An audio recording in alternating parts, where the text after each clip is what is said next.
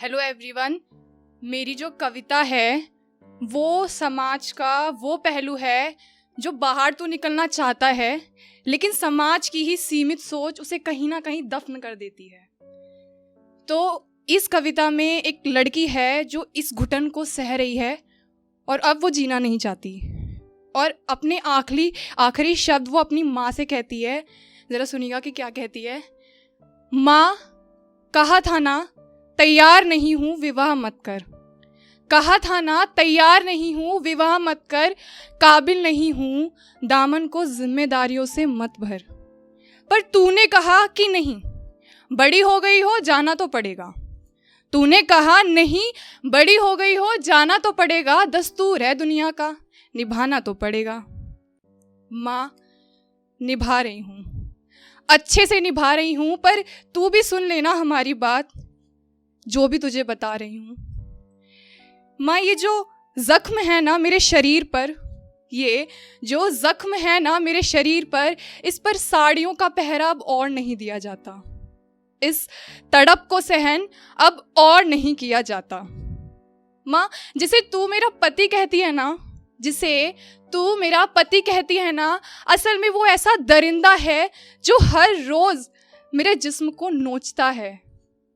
जिसे तू मेरा पति कहती है ना, वो एक ऐसा दरिंदा है जो हर रोज मेरे जिस्म को नोचता है, अपने गंदे इरादों के तले हर रोज मुझे दबोचता है। मैं रोती हूँ, चिल्लाती हूँ, मैं रोती हूँ, चिल्लाती हूँ, और वो बड़ी ही बेरहमी से मेरे हर जख्म को खरोंचता है। हर रोज अपनी मर्यादा को जार जार करता है, मेरे सम्मान पर के पहरे को तार तार करता है। हर रोज अपनी मर्यादा को जार जार करता है, मेरे सम्मान पर के पहरे को तार तार करता है। और माँ, ये कैसा हक है उसका जो शादी की पवित्रता पर चोट बार बार करता है। Thank you. नहीं, ये वो रिश्ता नहीं है जिसके बारे में तूने मुझे बताया था। ये वो इंसान नहीं है जिसका आईना तूने मुझे बचपन से दिखाया था। और माँ, जिस समाज के लिए तूने मेरा विवाह किया था ना, आज वो सब मेरे खिलाफ हैं। जिस समाज के लिए तूने मेरा विवाह किया था ना, आज वो सब मेरे खिलाफ हैं। और अगर मदद की गुहार करने जाओ तो कहते हैं कि पति के बारे में ऐसा बोलती है। तौबा तौबा तौबा, ये तो पाप है। माँ, ये खोखला समाज मेरे साथ हो रही दरिंदगी को वैवाहिक जीवन का नाम देता है। मेरे साथ हो रही दरिंदगी को ये समाज वैवाहिक जीवन का नाम देता है, और वो हैवान हर रोज इसी की आड़ में अपनी हवस का रस लेता है। मुझे मारता है, पीटता है, बालों से घसीटता है। मुझे मारता है, पीटता है, बालों से घसीटता है। माँ, बस थक चुकी हूँ। तू ही बता कहाँ जाऊं, तू ही बता कहाँ जाऊं, किस न्यायालय का दरवाजा खटखटाऊं। मेरी मर्जी के बिना ये अधिकार नहीं है उसका, शारीरिक शोषण है मेरा, ये कैसे समझाऊं। तू ही बता कहाँ जाऊं। माँ, मिट तो मैं चुकी हूं, लेकिन मेरी पहचान सिर्फ इतनी सी रह गई है कि मैं वो चीख हूं जिसे हर रात एक कमरे में दबा दिया जाता है। मैं वो चोट हूं जिसे झूठे कर्तव्यों की आड़ में छुपा दिया जाता है।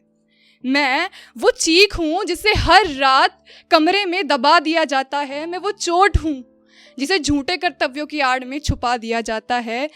मैं वो चिंगारी हूँ जिसे हर बार बुझाकर राख बना दिया जाता है। मैं वो लिवाज हूँ जिसे हर बार उतारकर खाक बना दिया जाता है। मैं वो गुनाह हूँ जिसकी कार्यवाही नहीं होती। मैं वो घिनौना रिश्ता हूँ जिसे पाक बना दिया जाता है। Thank you. और अब आखिरी शब्दों में वो कुछ कहना चाहती है। वो ये कहती है कि माँ, मुश्किल है पर सच है, और इस सच को स्वीकार करना होगा।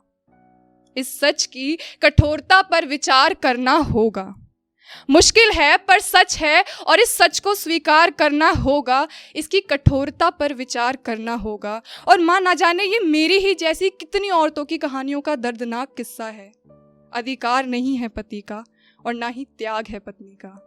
अधिकार नहीं है पति का और ना ही त्याग है पत्नी का। ये संगीन अपराध बलात्कार का हिस्सा है, बलात्कार का हिस्सा है। Thank you.